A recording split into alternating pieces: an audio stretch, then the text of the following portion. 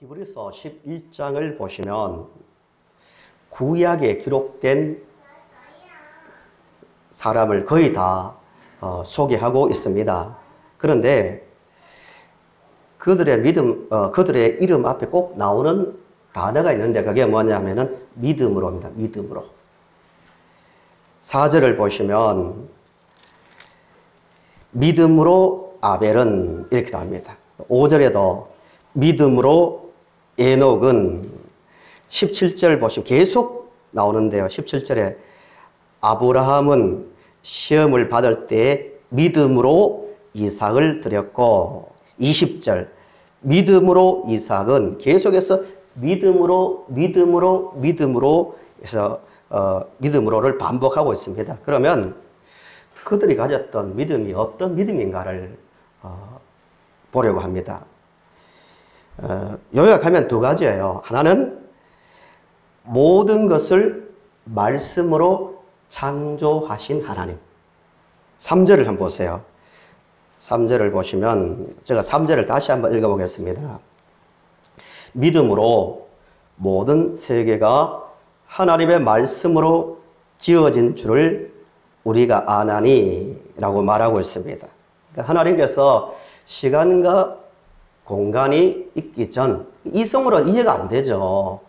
시간과 공간이 있어야 어떤 존재가 있을 거 아니에요. 근데 시간과 공간이 있기 전 하나님께서 말씀으로 세상을 만드셨다. 이게 절대 진리입니다. 이 믿음이 있어야 그 다음이 나오는 거예요. 그래서 이 66권 성경 중에서도 첫 문장이 태초에 하나님이 천지를 뭐 하셨다고요? 창조하셨다고 말합니다. 그게 이해가 돼야 믿어져야 그 다음에 뭐 예수님 이야기가 나오고 뭐 아브라함 이야기가 나오고 뭐 재림 이야기가 나올 수 있는 거예요. 우리가 신앙을 예배 때마다 고백하잖아요. 신앙 고백의 첫 문장이 뭐죠? 전능하사 천지를 만드신 하나님입니다. 이 문장만 사실 우리가 지금 믿어도 삶은 엄청난 변화가 생길 거예요. 하나님께서 말씀으로 모든 것을 만드셨다는 거예요. 이게 첫 번째 믿음이에요. 이들의 믿음이에요. 두 번째는 그들의 믿음으로 말하는데요. 그 창조자의 말씀을 믿는 믿음이에요. 하나님께서 창조하셨고 그분이 말씀하신 그 말씀을 따라 살아가는 것, 이게 선진들 히브리서 11장에 나오는 그들의 믿음입니다. 예를 한번 들어볼까요? 7절을 보시면 이렇게 말합니다. 믿음으로 노아는 아직 보이지 않는 일에 경고하심을 받아 경외함으로 방주를 준비했대요.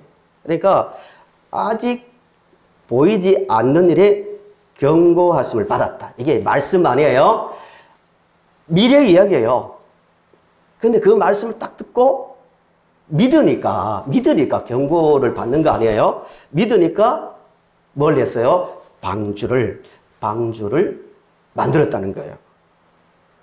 이게 선진들의 믿음이에요. 13절도 마찬가지입니다. 13절 보시면 이 사람들은 다 믿음을 따라 죽었으며 약속을 받지 못하였으되 그것들을 멀리서 보고 환영하며 또 땅에서는 외국인과 나그네임을 증언하였으니 라고 말합니다. 그러니까 약속을 받지 못하였을 때, 이 말은 말씀은 들었지만 그 말씀이 이루어지는 것을 보지 못했대요.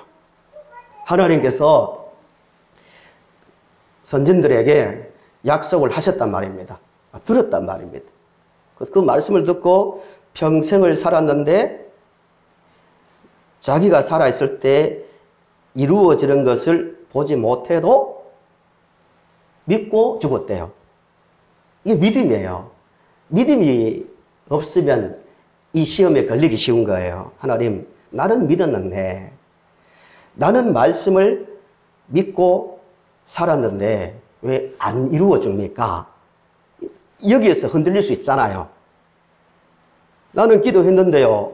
하나님, 나는 저 사람보다도 정말 철저하게 버릴 것 버리고 정말 하지 말아야 될 것 안 하고 어떤 손해가 오더라도 그 일을 하기 위해서 저는 순종했는데 왜 안 이루어집니까?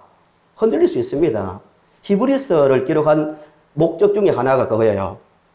믿음으로 살았는데 우리의 현실은 왜 이 모양인가? 그 흔들리는 거예요. 그들에게 주시는 말씀이 히브리서인데요. 어쨌든 13절에 있는 대로 멀리서 보고 환영했대요. 시간적 의미겠죠. 멀리서. 미래 이야기지만 믿고 환영하며 살았다는 거예요. 이게 믿음입니다. 두 가지 확신입니다. 두 가지 확신. 첫째는 창조자, 말씀으로 세상을 만드신 하나님에 대한 믿음. 두 번째는 그 하나님께서 주신 말씀을 믿고 살아가는 그 믿음. 이것만 있으면요. 믿음으로, 본문에 믿음으로, 노아는 믿음으로, 아브라함은 믿음으로, 에녹은 말하지만 우리 뒤에도, 우리 이름 그 앞에도 붙일 수 있다는 거예요. 오늘 제목이 조금 독특하죠. 믿음으로 하고 갈호를 열고 닫고 는 이렇게 나는데요.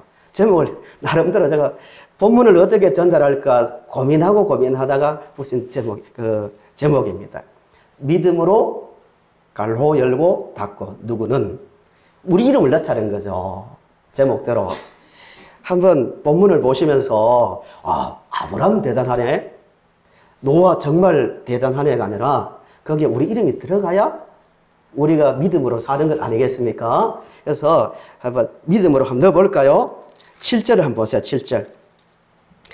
7절을 성경을 보시면서 믿음으로 다음에 자기 이름을 넣어야 됩니다. 네, 자기 이름을 넣고 읽어보자는 거예요. 하나님을 믿으면 정말 창조자를 믿고 그분의 말씀을 믿으면 이런 삶을 살게 되어 있다는 것 아닙니까? 7절을 보시면서 우리 크게 읽어봅시다. 시작. 믿음으로 대유는 아직 보이지 않는 일에 경고하심을 받아 경외함으로 방주를 준비하여 그 집을 구원하였으니 이로 말미암아 세상을 정죄하고 믿음을 따르는 의의 상속자가 되었느니라. 아멘. 이게 우리의 믿음이 되어야 됩니다. 그런데 좀 더 구체적으로요. 믿음을 가진 자에게 나오는 삶의 모습이 어떤가? 믿음은 안 보여요. 아무리 말해도 믿음은 보이지 않지만 그러나 믿음을 가진 자의 삶의 현상, 모습은 반드시 나타나게 되어 있는 거예요. 보이지 않지만, 믿음은 보이지 않지만 믿음을 가진 자의 모습은 나온다는 거예요. 너무 많아요. 히브리서 11장 읽으면서 왜 이렇게 오늘 제가 집에서 기독교 방송을 보다가 유명한 목사님께서 하신 말씀이 귀에 들어오더라고요.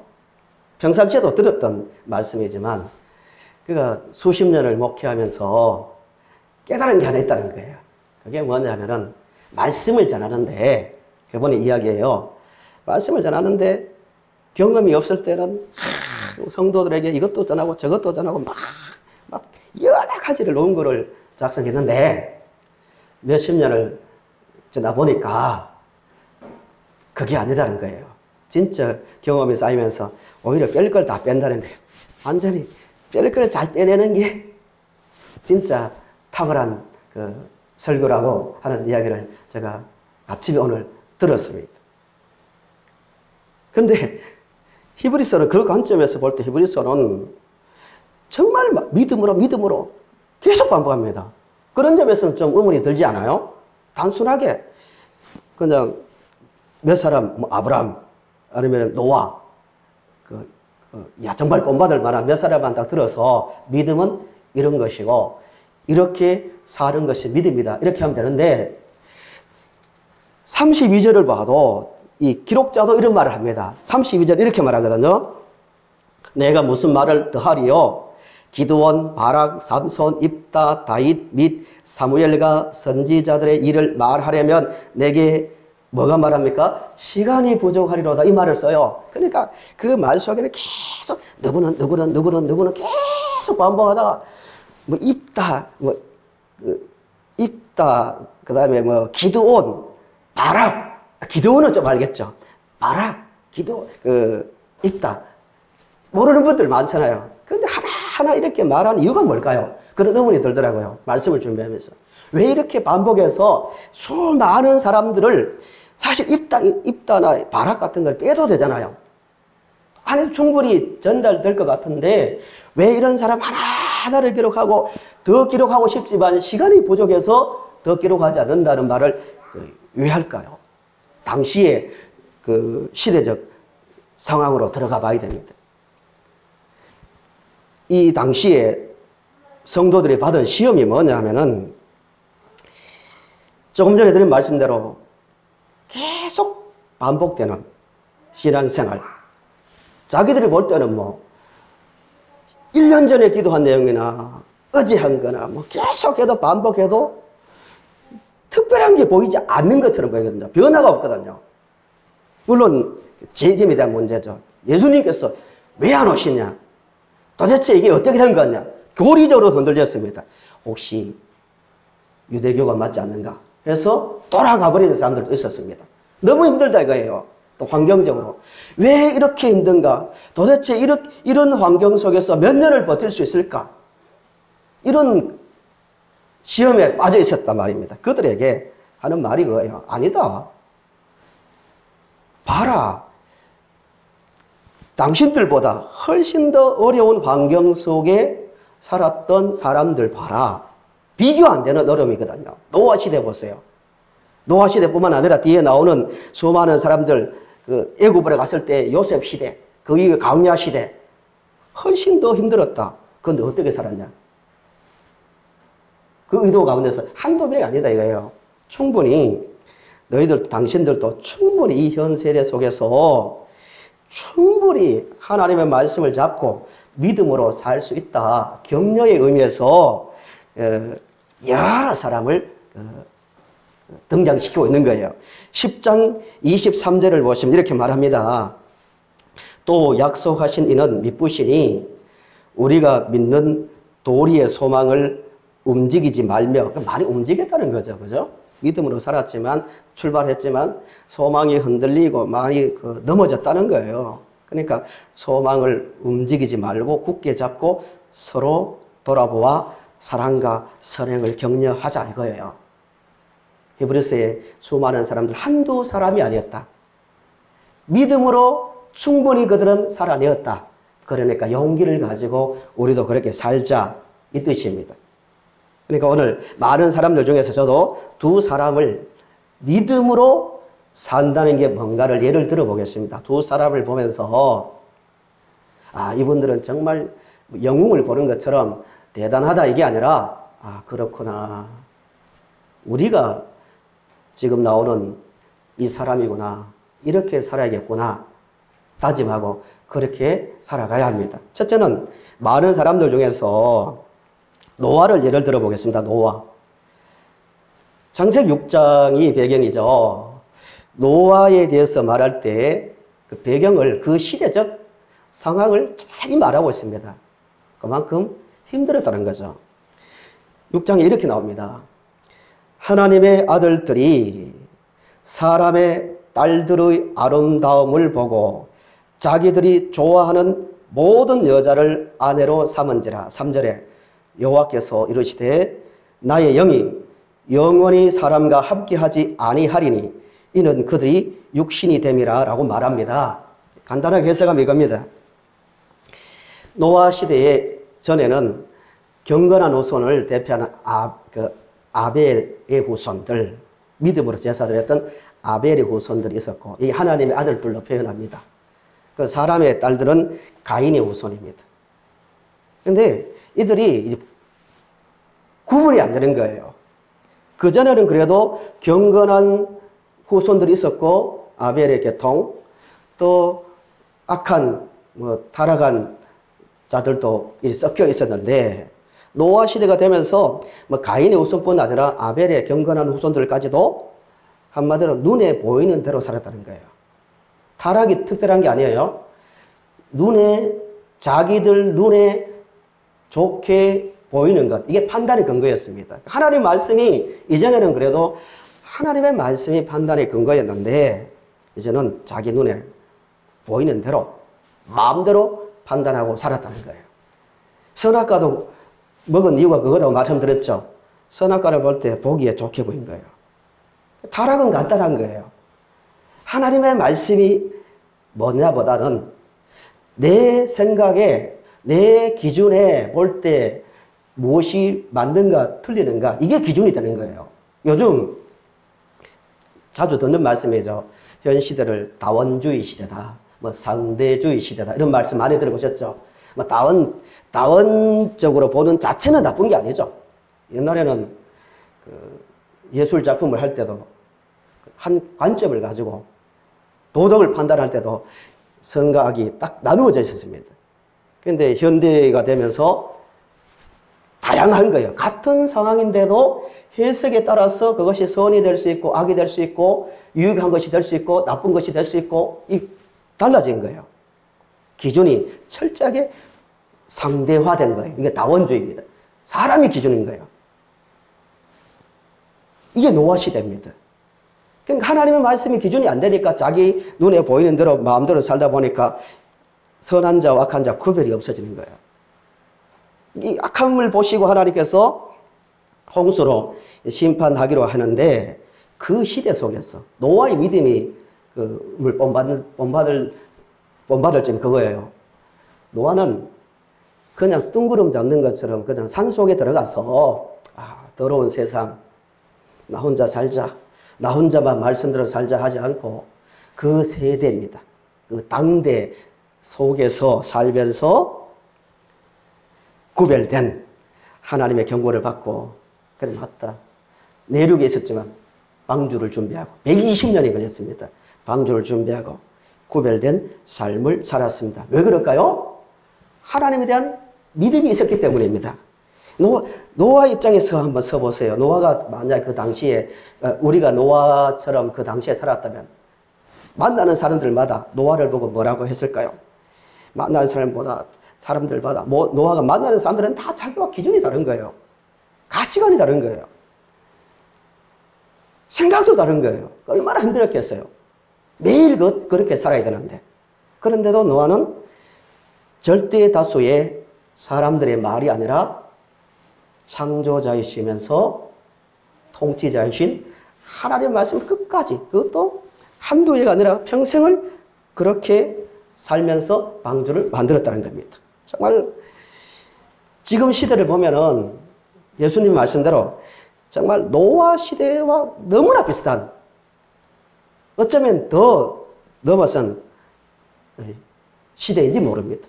철저하게 하나님의 말씀보다는 인간의 판단이 기준이 되어서 살아가는 그런 시대입니다. 19세기부터요, 어떤 신학이 나오기 시작했냐면은 성경은 하나님의 말씀이 아니다. 뿌리가 흔들리는 거예요. 그냥 개인적으로 타락하면 괜찮은데 절대 판단의 근거가 성경이잖아요. 성경은 하나님의 말씀이 아니다 하면 다양한 이론들이 나오기 시작했습니다. 하나님 말씀이 아니면 성경 안에 있는 다양한 이야기들이 성경 구절로는 나와 있겠죠. 천국과 지옥 이야기 나와 있고 요즘 이슈가 되는 다양한 어떤 이야기는 나와 있어요. 그 나와 있는 자체는 부정하지 않지만 하나님의 말씀이 아니니까 마음대로 해석하는 거예요. 이거 빼고 저거 빼니까 남는 게 없는 거예요. 유명한 사람인데요. 제가 인터넷으로 올리기 때문에 실명은 들 수 없지만 베스트셀러, 신학 부분에서 베스트셀러입니다. 굉장히 사람들에게 인기를 끄는 분인데요. 제가 오해를 할까봐 계속 들어봤거든요. 어떤 근거로 그런 말을 하는가. 같은 단어라도 어떤 사람이 말을 하느냐, 앞뒤 문맥에 따라서 다르게 들릴 수 있으니까 들어봤는데 주장이 그거예요. 구약에는 지옥이란 단어가 없다. 이렇게 했나 하고 언어를 가지고 막 설명하는데요. 그런데 신약에는 그런 구절이 있다 하면서. 그 결론이 뭐냐면은 자기도 믿지만 말은 씁니다. 천국은 지옥을 안 믿어요. 하는 말이 그거예요. 어떻게 선하신 하나님이 지옥의 불꽃에 사람을 던져낼 수 있는가? 미친 짓이고 그런 하나님이 어딨냐고 이런 논리입니다. 굉장히 설득력 있고 매력적이지 않아요? 인간적이고. 그 뿌리가 뭐냐면은 성경은 무호한 하나님의 말씀이 아니란 전제가 깔려 있는 거예요. 무시무시한 시대입니다. 앞으로 어떤 문제가 생길 때 판단할 때 하나님 말씀이 아니니까 그 구절은 인용하더라도 철저하게 사람의 기준에서 다 해석하는 시대가 되어져 가고 있습니다. 베드로 사도도 분명하게 그런 말씀을 합니다. 베드로후서 3장에서 3장 3절이죠. 먼저 이것을 알지니 말세에 조롱하는 자들이 와서 주께서 강림하신다는 말이 어디 있냐? 이런 식입니다. 뒤에 보면 심판이 어디 있냐?